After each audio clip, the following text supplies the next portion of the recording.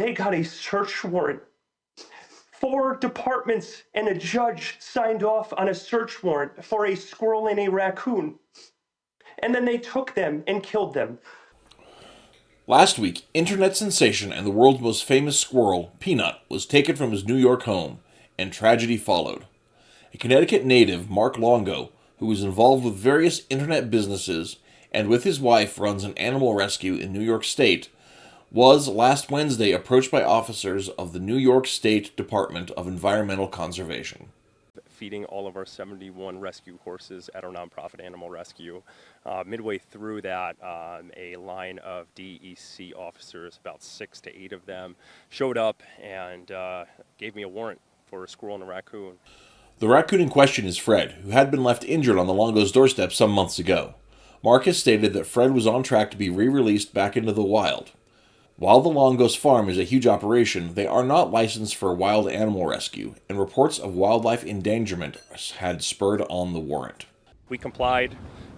We weren't allowed to move. We were police escorted into the bathroom. Mind you, this is a search warrant for a squirrel and a raccoon. And I feel like this was a little bit of an overkill. Officials are pointing out that both squirrels, but especially raccoons, are likely to be carriers for rabies, and are thus strictly managed in New York State. For Peanut's sake, Mark has explained that he found the squirrel as a baby after his mother had been killed by a car. Mark took the little guy home, intending to nurse him and release him, but owing to the squirrel's slight age, he reportedly never developed squirrel habits and returned to Longo's home after being injured, attacked by some other wild animal. Then he became best friends with my cat. So that's when we turned to social media. We put some funny and silly videos out there, and the internet loved him. He became the world's most famous squirrel. Social media success has allowed the Longos to open and operate their rescue farm, which they opened in rural New York some time ago. You're not only hurting my family by taking Peanut away from me, but you're also hurting the organization that we started on the back of a rescue squirrel. We named this organization Peanut's Freedom Farm because he has been such a big portion of my life and so many people around the world. You know, we promoted the fact that squirrels are not good pets. They don't deserve to be inside, but there are rare occasions where you stumble on an animal that unfortunately can't survive in their normal habitat. That's the only reason why Peanut was ever a rescue animal. As previously mentioned, Longo did not have the requisite license for Peanut to live in a house, and states he was in process of filing for Peanut to be recognized as an educational animal. This appears to be something that Mark was aware of prior to he and his wife's move from Connecticut. I'm no expert in anything involving politics of the state, but they sent 6 to 8 officers to my house from Albany to confiscate a squirrel and a raccoon, and it was signed off on a search warrant.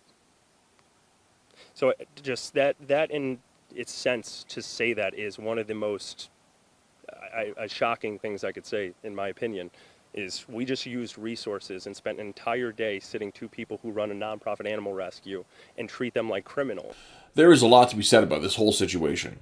The fact that Mark and his wife knew they were breaking the law has to be considered, and yet his actions themselves are in many ways understandable, if arguably not justifiable. I can't sit here and pretend that it's not a good thing to be kind to animals, especially if those animals can't see after themselves. At the same time, the reactions of the New York State Department of Environmental Conservation seem pretty suspect. DEC agents claim that Peanut bit an officer during a search and note that Peanut and Fred were killed to be tested for rabies. This decision has horrified not only their millions of fans, but many other animal lovers who see this as an abuse of power. As Mark stated, the officers executed the warrant for hours, and instead of enlisting the Longos in crating the animals, the officers tossed the house, and it seems a frightened Peanut may have responded the way frightened animals do: fight or flight. It is strange to me that a warrant preceded an investigation, especially as Mark reports that he had been in contact with the authorities about his possible licensure. In the big picture, this is a living example of the tactics of an overpowerful executive state.